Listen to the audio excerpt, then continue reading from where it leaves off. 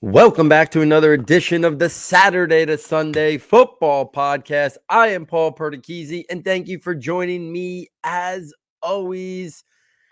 The NFL draft is about 6 weeks away.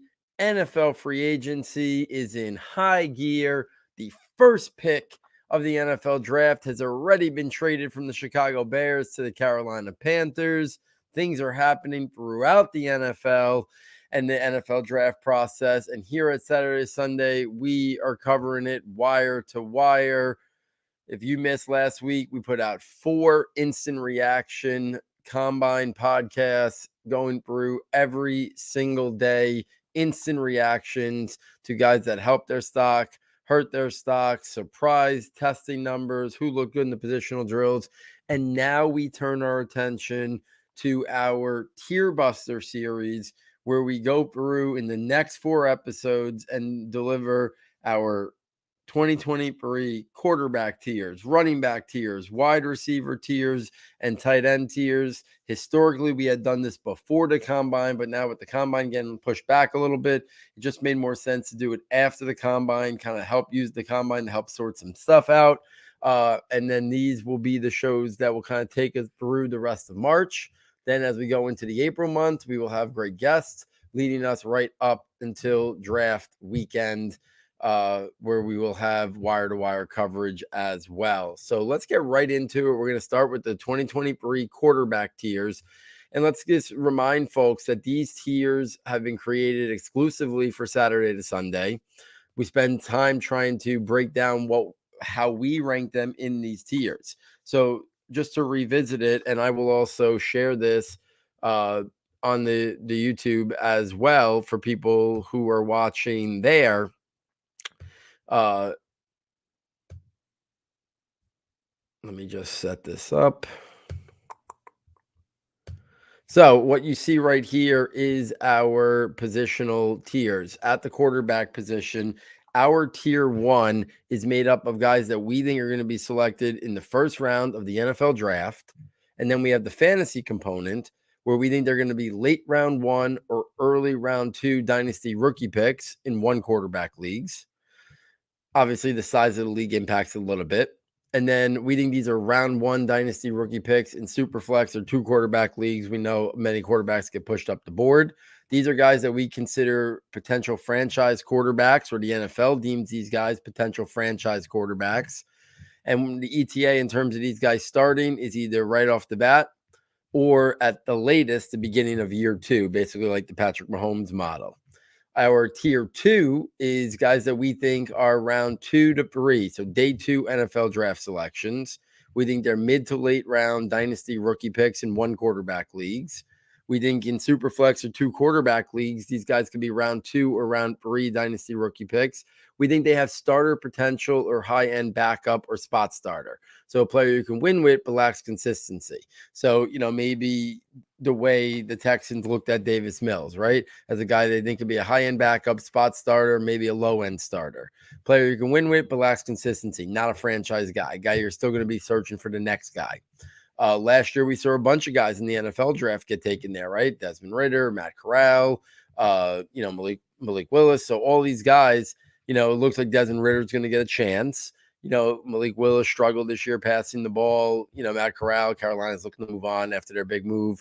So these are the guys that kind of fit in that world. Tier 3 are round 4 to round 6 NFL guys. So these are guys that we think are watch list, in one quarterback dynasty leagues. They're late round dynasty rookie picks in maybe super flex or 2 quarterback leagues where every young quarterback gets kind of drafted and stashed away. These are developmental quarterbacks that may have a chance to start in a few years down the line, but most likely will develop into backup or third string type developmental quarterbacks.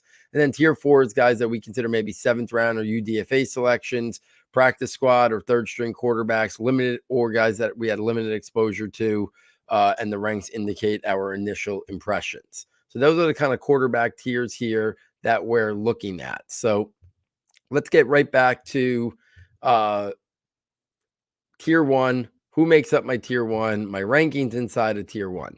So for me, tier 1 is very clearly Bryce Young out of Alabama, CJ Stroud out of Ohio State, Anthony Richardson out of Florida, and Will Levis out of Kentucky. That is the way I have it. Now, if it was my own exclusive rankings, I would probably have Will Levis in tier 2 because I think he's more of an early round 2 type guy. But this also takes into account what we think the NFL is going to do and how they're going to value him. So I think he's close enough for me that I put him at the bottom of tier 1.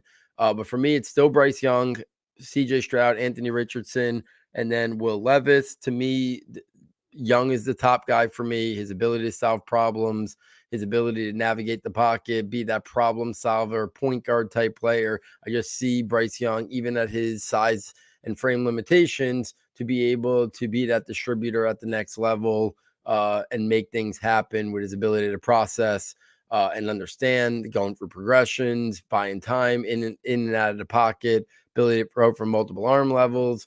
I think there's more untapped athleticism and upside that he just didn't even have to use at Alabama that he could use at the next level. So he's my number 1 inside my tier 1. Then it's CJ Stroud. That Georgia game continues to resonate. How good he looked at the combine continues to resonate. The gap between Bryce Young and CJ Stroud have closed since like the middle of the season or before the season. And I think that was because CJ Stroud showed a lot in that Georgia game, maybe more than we thought he had in his arsenal of tools and his tool belt. And I think there's more athleticism and upside there. I think there's more playing off structure or off script than maybe we gave him credit for. So he's my number 2. Great throwing session. The ball placement, the accuracy, top notch from CJ Stroud. More of the prototypical size. If I was a betting man right now, I would say I think CJ Stroud's going to be the first pick for the Panthers over Bryce Young after their big trade up. Anthony Richardson then in there. He's obviously the wild card. I will continue to say his ceiling is higher than anybody. He's a definition of a guy who, could hit it big or can struggle to, but I think he's more advanced than a guy like Malik Willis. I think, he's not as experienced as a guy like Jalen Hurts was coming out, but I think Anthony Richardson has shown more coming out than Jalen Hurts did. Now, Jalen Hurts quickly developed and refined at the next level. We're not sure. Anthony Richardson is very raw, inexperienced, not started a lot of games, but I still think the ceiling is sky high. I think Young, Stroud, Richardson are all going in like the top 5 to 7 picks. I think if you had Will Levis in there, he'll be gone the first 10 picks or so. So I think all 4 of them are going. I think Levis is the one who I have the most question marks about. To me, there's nothing that Levis has that Richardson doesn't. And I think Richardson is more athletic with a better arm, more creative playmaking ability. So that's why Richardson clearly number 3 for me, followed by Will Levis at 4. Tier 2, remember, those are guys that we think could be starters, if not high-end backups or spot starters. And these are guys that we think are day 2 draft picks in terms of the NFL draft. I only have one name in there, and that's Hendon Hooker out of Tennessee. And I think if it wasn't for the age and if it wasn't for the injuries in the past and this most recent one, I think he would very much be in the bottom of tier 1 right there with Will Levis, maybe even ahead of Will Levis, because that's how much I like Hendon Hooker. Obviously, the scheme he played in Tennessee, left a lot to be desired in terms of his ability to handle NFL caliber problems. But in terms of the scheme he was asked to run, he was very prolific, good accuracy, good ball placement, showed the ability to push the ball vertically down the field, great size and frame, tough to bring down, good runner that could pick up yards, as a runner, tough to take down, good competitive toughness, lot to like about Hendon Hooker. He's my only guy in tier 2. He's my locked in guy. I still think if I was a fan of a team that needed a starting quarterback, I would roll the dice on Hendon Hooker in the early to mid portion of round 2 because I really am intrigued with the upside that he brings. If I take this to tier 3, so remember, those are guys that we think could be drafted in rounds 4 through 6, guys that we think could develop into backup quarterback type players. I have Jaron Hall out of BYU in this tier, Tanner McGee out of Stanford, Jake Kaner out of Fresno State, Aiden O'Connell out of Purdue, Stetson Bennett out of Georgia, Dorian Thompson-Robinson out of UCLA, and Max Duggan out of TCU. On just the film alone, Jaron Hall clearly stands out for me above the rest. For a guy his size and frame, I really like the arm talent. He can push the ball vertically down the field. I love the touch and anticipation throws that he throws with. He can put it in tight windows. I like the athleticism, the dual threat ability. To me, he reminds me of like his play style in college. reminds me a little bit of Russell Wilson in terms of how Russell Wilson was successful at the NFL level. I think he plays similarly in terms of just the general play style. Obviously, the pre-draft process hasn't been one where he's kind of had momentum build like I was hoping at the Senior Bowl. So I think he's ticketed somewhere on day 3, but he's the one that offers the most intrigue. I can see Jake Haener or Aiden O'Connell, 2 guys that I think, they'll do what you're asked for. They don't have big time arms, but they can get the ball where it needs to be. They have average arm talent. They have accuracy and ball placement. I think teams are going to be interested. They're going to look at a guy like Brock Purdy last year, and they're going to say, couldn't a guy like Jake Haener or Aiden O'Connell or Stetson Bennett, could one of these guys be like that? Stetson Bennett, obviously a little bit of an older prospect, but he showed better arm talent at the combine than I think I gave him credit for. We know he's an athletic player. So there's definitely some similarities between a guy like Bennett and a guy like Brock Purdy. We know the success Stetson Bennett had at college. He's got this personality about him. So I think guys like Haener, O'Connell, and Bennett are going to be interesting round 4 through round 6 guys that teams I think are going to look at as quality potential backup candidates. And let's see what happens with these guys. Can they come in, and keep the offense moving similar to what Brock Purdy was able to do in San Francisco? I think people are going to look at Haener, O'Connell, and Bennett and think they can do that. At the back end of this tier, Dorian Thompson-Robinson and Max Duggan. I'm higher on Dorian Thompson-Robinson. The athleticism, the ability to extend plays, to make things happen with his legs, but also have the arm talent, former 5-star recruit. I thought Dorian Thompson-Robinson looked pretty good at the combine in terms of his throwing. So I thought that was a win for him. And obviously we know he's very athletic. So this tier, I think there could be some movement as I still get to watch some more film from these guys. I think sorting out Hall, McGee, Haener, O'Connell, Bennett, Dorian Thompson-Robinson, and Duggan is still a work in progress. I kind of expect Max Duggan to stay towards the bottom. But I think those other guys, I like Hall the best. But in terms of McGee, Haener, O'Connell, Bennett, and DTR, I could see me moving those around a little bit as I get to circle back and watch some more film on these guys. And then in my last tier, my tier 4 guys who I think could be 7th round draft picks or priority free agents. I have Malik Cunningham out of Louisville, a guy, really good athlete. I could see a team taking a shot on him in round 7 or being one of the first guys in terms of priority free agents. Clayton Tune out of Houston, Tyson Bagent out of Shepherd, Sean Clifford out of Penn State, and Tanner Morgan out of Minnesota. I think the 2 guys who intrigued me the most from that tier are Malik Cunningham and Clayton Tune. Could they maybe be pushed up and go in round 6? I think they could. I don't think it's likely. I think Cunningham, in terms of the athleticism and upside, I think that could intrigue some teams for sure. Clayton Tune, I think if you're looking for a guy just, to kind of run a spread offense, backup caliber player, I think that could be Clayton Tune. Some people might have him in the other tier right there with guys like Jake Haener and Aiden O'Connell and Stetson Bennett. I'm not as high on Tune. I'd rather those guys kind of keep them in their own separate tier. And then I had Clayton Tune down there at the bottom. Usually when we're talking tiers, I like to talk about like guys who could jump up and elevate to a different tier. Well, I think in this case, you're not going to see Hendon Hooker do that because of the age and the injury concern. And I don't think you're going to see Will Levis fall out of tier 1. I think he's locked into going in round 1, possibly top 10. Nobody in tier 3 from that Jaron Hall, McGee, Haener, O'Connell, Bennett, Thompson, Robinson, Duggan group. I don't think I'd put any of those guys to jump up to tier 2, which would make them like day 2 type prospects. I think they're ticketed right. And then, like I said, the last tier, maybe Malik Cunningham or Clayton Tune could jump up and maybe go in somewhere in round 5 or round 6. But I think those are guys that should be more round 7 or priority free agents. I think the biggest question that still looms around the quarterbacks is the top of the quarterback board. Bryce Young, CJ Stroud, Anthony Richardson. I think, based on, how you want to view it. If you're looking for upside, I think Anthony Richardson's your guy. I think if you want the safest, it's probably CJ Stroud because he's not, he doesn't have the size and frame concerns. He doesn't have the concerns of Anthony Richardson in terms of, experience and ball placement and accuracy and some inconsistencies that we see at times. And then, obviously Bryce Young with the size and frame concerns. I think CJ Stroud's the safest. I think Anthony Richardson has the highest ceiling, but I'm most intrigued with Bryce Young because of what he's put on film in terms of his college days and also just his ability to be a problem solver, to be a creator. I think that is what keeps Bryce Young atop my tier 1 rankings. So quarterback tiers in the books. Next episode, we will shift to running backs. But since the quarterback tiers were pretty quick to go through, let's talk a little bit about some of the big ticket items that have happened in the NFL since, we recorded the instant reaction combine pods. Obviously, the big one is the trade. Chicago Bears moving back with the Carolina Panthers, moving up. First round pick this year, first round pick next year, second round pick another pick the year after in 2025, and then DJ Moore. This trade was a grand slam for the Chicago Bears.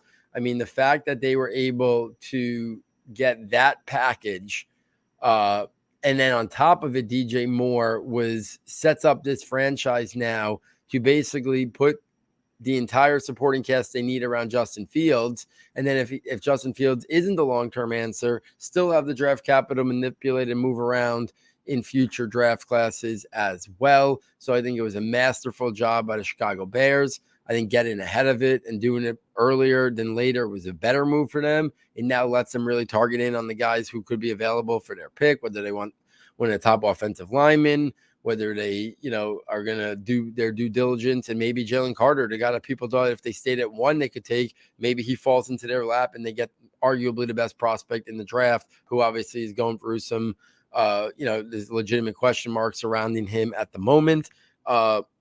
For Carolina, I think it was a little bit of an overpay. To me, the price that they gave up was more of a price you would give up if the prospect that, was going to be first was Trevor Lawrence or Andrew Luck, or next year with Caleb Williams. So I thought it was a little bit of an overpay for Carolina. But listen, I get it. They need a quarterback.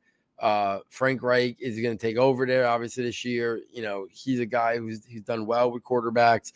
My guess is they clearly have a guy they want. They were aggressive in going to get him. They weren't going to let DJ Moore be the reason why they didn't get the deal done. They'll go out and upgrade the wide receivers, over the next, year or two, and get the guys there they need. But they think if they get the quarterback right, everything else will start to come in place. So I'll never completely destroy a team for going after a quarterback that they deem worthy. So the Panthers saw an opportunity, and they look at other teams. They look at Houston at picking at 2, and the Colts picking at 4, and other teams maybe looking to trade up. And, so they were aggressive in making sure they got got their guy this year. So I applaud them for the aggressiveness. I think it was a little bit of a reach because I'm not sold that any of these quarterbacks are clearly the guy in terms of the guy that I'd want to go all the way up to 1 for.